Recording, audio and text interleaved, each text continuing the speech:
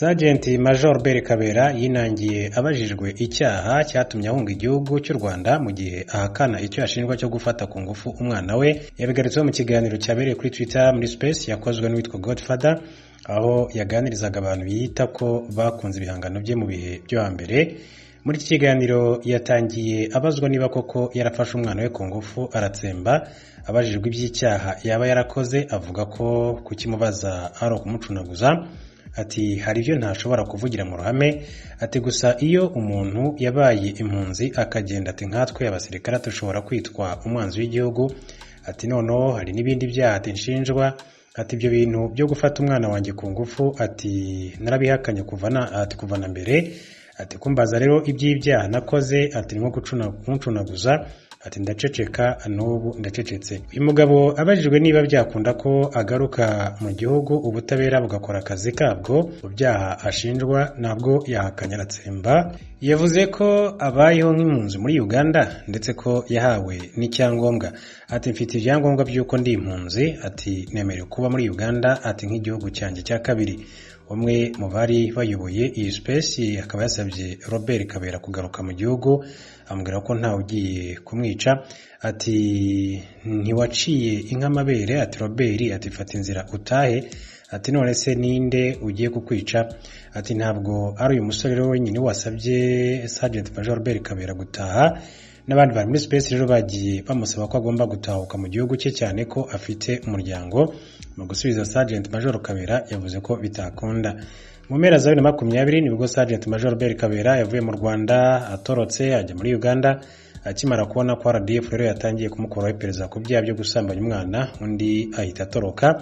Bivuga ko ku itariki 21 Gushyingo uwo mwaka yasambanyije umwana w'umukobwa mu rugo rwe ruri mu murenge wa Ndera mu karere ka Gasabo. Mu yandi makuru, Ambasaderi John Mirenge yatanze kopi z'impapuro zimwemerera guhagararira u Rwanda muri Leta Zunze Ubumwe z'Abarabu. Uyu muhango ukaba warabereye i Dubai, Abu Dhabi ku wa mbere tariki ya 7 Kanama 2023. Ambasaderi John Mirenge yashyizwe mu nshingano ku itariki 25 Werurwe, aho yagizwe ambasaderi w'u Rwanda muri Leta Zunze Ubumwe z'Abarabu asimbuye Emmanuel Hategeka wahise woherezwa muri Afurika y'Epfo. Kuri wa mbere nibwo Ambasaderi John Mirenge yakiriwe na Saif Abdullah Al-Hamis, umunyamabanga wungirije ushinzwe ibikorwa bitandukanye bya diplomasi muri Minisiteri y'Ububanyi n'Amahanga muri Leta Zunze Ubumwe z'Abarabu, amushyikiriza kopi z'inyandiko zimusabira guhagararira u Rwanda muri icyo gihugu. Al-Hamis akaba rero yashimiye Ambasaderi John Mirenge anamwifuriza ishya n'ihirwe mu mirimo mishya atangiye, aho afite inshingano zo kurushaho kwimakaza umubano uzira amakemwa n'ubutwererane burambye hagati y'u Rwanda na Leta Zunze Ubumwe z'Abarabu. Ambasaderi kandi John Mirenge yagaragaje umunezero wo kuba atangiza inshingano zo guhagararira inyungu z'u Rwanda muri icyo gihugu kimaze imyaka myinshi cyane, cyishimira umwanya mwiza gifite mu ruhando mpuzamahanga kibikesha imiyoborere myiza irangajwe imbere na Perezida Sheikh Mohammed bin Zayed Al Nahyan. Ambasaderi John Mirenge rero asimbuye Emmanuel Hategeka wahagarariye inyungu z'u Rwanda muri Leta Zunze Ubumwe z'Abarabu guhera mu kwezi kwa Nyakanga 19. John Mirenge kandi yayoboye ibigo bitandukanye bikomeye mu Rwanda birimo Rwandair, sosiyete y'itumanaho ya MTN Rwanda, ikigo cyitwaga Electrogaz cyari gishinzwe amashanyarazi. Akaba kandi yaranakoze n'izindi nshingano zikomeye cyane muri guverinoma y'u Rwanda. Yabaye umujyanama makuru muri Minisiteri y'Imari n'Igenamigambi Minecofin, aho yari ashinzwe cyane ibijyanye n'amategeko. Ni impuguke mu bijyanye n'amategeko kuko afite impamyabumenyi y'ikirenga n'icyiciro cya 3 cya kaminuza mu mategeko, ariko akaba yaranakoze n'amahugurwa menshi cyane mu bijyanye n'icungamutungo. Mu burasirazuba bwa Repubulika ya Demokarasi ya Kongo, abaturage 9 baguye mu mirwano hagati y'imitwe yitwaje intwaro muri sheferi ya Bwito muri teritwari ya Rucuru, aho ni mu ntara Kivu y'Amajyaruguru. Jimishwe kandi bakomera n'umunyamakuru w'Ijwi ry'Amerika Igoma yavuganye na Geoffrey Mutagoma. Kugeza ubu amakuru dufite nuko abo basivile bagiye bagwa mu duce dutandukanye, kuko igitero cyakomeje. Mu gukomeza kw'igitero gifata uduce twinshi tugeze iyo groupe Mayatongo muri sheferi ya Bwito, niko abasivile 9 baguye muri icyo gitero. Gusa andi makuru dufite nuko havuga ubwicanyi, ariko kugeza na n'ubu tutaragiraho amakuru ahagije. Ariko hariho biravugwa ko hariho n'abandi bantu bagera kuri 6 nabo bakomerekewe muri ubwo bushyamirane. Jeffrey, abo bantu bishyize hamwe mu izina ryo kugira ngo barinde abaturage, ni gute biyita abarinzi b'abaturage kandi bakabahitana? Ntabwo kugeza n'ubu biravugwa yuko aribo bahitanye, kuko hari mu gitero barwanagamo na M23 muri ako gace. Twagerageje kuvugana na M23 kuko amashyirahamwe aharanira uburenganzira bwa muntu yavuze yuko abo bantu bishwe na M23, abandi bakavuga yuko bishwe baguye muri icyo gitero. Gusa ni igitero baguyemo abitwa Wazalendo nabo ku ruhande rwabo bashinja ko abo bantu bishwe na M23, gusa na M23 nayo ikavuga yuko abazalendo aribo babishe. Kugeza ubu ubushakashatsi buracyakomeje kugira ngo tumenye mu by'ukuri ni bande bishe aba basivili 9 ndetse banakomerekeje aba bantu 6. Ako karere gakomeje kuvugwamo ibintu by'ubushyamirane hagati y'imitwe yitwaje intwaro. Igisirikare cya Kongo kirihe? Igisirikare cy'amahanga kirihe? Ingabo za yase, aka gace ni agace karimo ingabo za yase zaturutse muri Kenya na Uganda ndetse na Sudani y'Epfo, nizo zikorera muri aka gace. Murazi yuko abasivile bo muri aka gace bakomeje gushinja ingabo za yase kuba zitagira icyo zikora bwangu mu kurandura imitwe yitwaje intwaro, kuko hari ibikorwa n'aba bitwa Wazalendo, hariho n'ibikorwa bikorwa n'aba ba M23. Kugeza na n'ubu ingabo za yase zikirebera muri ako gace. Ubona ko ubu ngubu nta ngabo za Kongo FARDC zikibarizwamo, kuko kuva M23 yafata uduce twinshi two muri teritwari ya Rucuru, ingabo za Kongo zahise zivamo zijya muri teritwari ya Lubero iri mu nkengero na teritwari ya Rucuru. So nta ngabo za FARDC zirimo, yewe habe na polisi y'igihugu. Ni uduce turimo Wazalendo, turimo ingabo za yase muri groupe Matongo, ubundi n'igice kinini kikaba kirimo ingabo z'inyeshyamba za M23. Nyuma y'ubwo bushyamirane buhitanye abaturage 9, abandi bahatuye bameze bate? Umwuka umeze ute muri ako gace?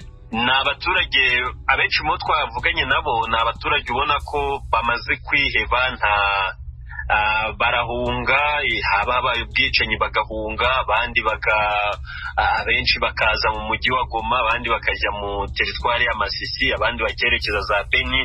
Ni ukuvuga ngo igitero cyabaye habamo guhunga kw'abaturage, ariko mu kanya navuganye n'umuyobozi wa societe civile yo muri Tongo, ambwira yuko nyuma y'icyo gitero abaturage bongeye kugaruka mu duce twabo, ariko ubwoba buracyari bwinshi, kuko ahantu abantu 9 bishwe mu gitondo kimwe gusa mu masaha agera kuri 2 gusa, urumva ubwoba buracyari bwinshi.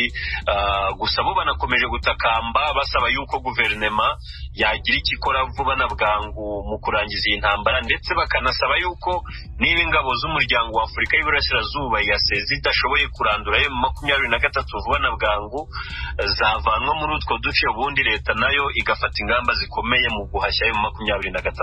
Jimmy Shukran Bakomera, umunyamakuru w'Ijwi ry'Amerika igoma avugana na Geoffrey Mutagoma.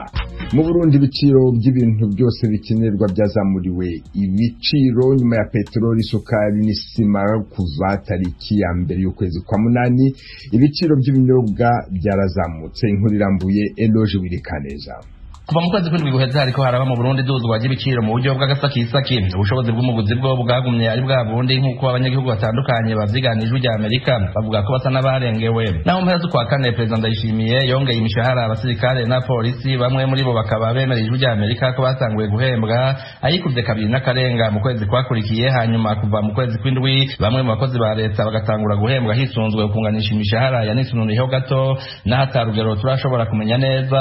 Abakozi ba leta batari bake bavuga ko nyabuna umukoresha asa n'uwagabiye akoresheje ukuboko kw'iburyo abanyagisha kubamfu bagereranya n'iduzwa ry'ibiciro. Nubwo ibiciro byadugijwe, kubona ibicuruzwa byose biracari nk'umuzi wibuye ku masoko no mu maduka, cyo kimwe no ku masitasiyo ku bijanye n'ibitoro. Abahinga batari bake bemeza ko ikibazo ahanini gihagaze ku kubura amahera y'agaciro, cyane cyane amadolari ya Amerika akoreshwa mu kurangura hanze y'igihugu. Nk'urugero, imbere y'uko haduka n'ijyane za politike mu 2015 Uburundi bwari bufite ububiko canke ikigega ntega bizoza c'amadolari ishobora kwikorako mu kiringo c'amezi 3. Ubu iyo bw'inanasi buba bufise ayakoreshwa hagati y'indwi imwe n'indwi zibiri. Imvo nk'uko bisigurwa n'abahinga nuko ubutunzi bw'u Burundi buhagaze ku vyinjira ariko bugashorera hanze bike.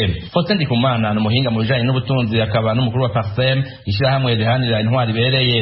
Burundi ubu dusa nuko atari dushorera hanze, nta fashanyo yinjira mu gihugu, nta bamuza atunga birize mitaye muri iki gihugu bikwiye. Burundi ntibufise kapasite yo kurondera uburyo bukwiye mu madeni hanze ngo ushike ku cyo bwikorako. Umwimbu mu by'uburimyi uca uragabanuka, acaba n'ikinyoma cyangwa kiravuga ngo turikwije ubundi mwanya ngo umwimbu ngo wibiribwa gwabaye murengera ngo tujya dushorere hanze, amafaranga y'agaciro make tudafise arasesagurwa yatacamira tawuhana, bacaja mu cyo bita manipulation y'amarundi. Akarorero ibiharuro vyegeranijwe na Oricome ishirahamwe rigwanya igiturire n'isesagurwa ry'amatungo ya leta vyerekana ko mu gice cya kabiri c'umwaka wa 2020 vyinjira mu gihugu vyari inshuro 14 zose hejuru y'ibisohoka. Icyunyura ibintu nuko ibisata vyinjiza amafaranga y'agaciro nk'ikawa n'ubutare navyo biri mu kibazo kinini. Icambere leta isa n'iyagitereranye igishira mu minwe y'abikorera utwabo, bituma abarimyi batakironka imfashanyo y'ifumbire n'ibindi, badebukirwa kurima ico giterwa njabuka amazi maze umwimbu uragabanuka cane. Icya kabiri co amahera gicuruzwa hanini yo bajanwa kunyegezwa hanze y'igihugu, kandi ibice 70% vy'amafaranga y'agaciro ava mu butare yo